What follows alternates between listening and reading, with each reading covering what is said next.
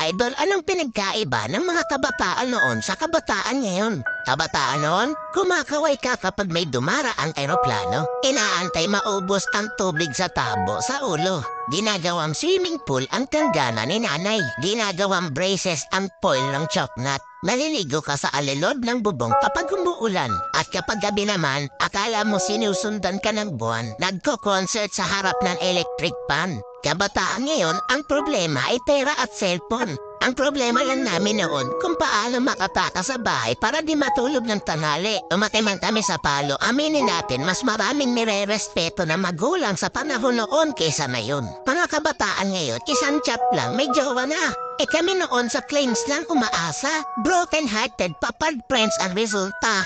Mga kabataan noon, ang dami ng alam na trabaho. Kesa sa kabataan ngayon, tamad na, puro pa gadgets, di pa mautusan. Minsan nagiging ibon, minsan nagiging paniki. Wait lang. Batako.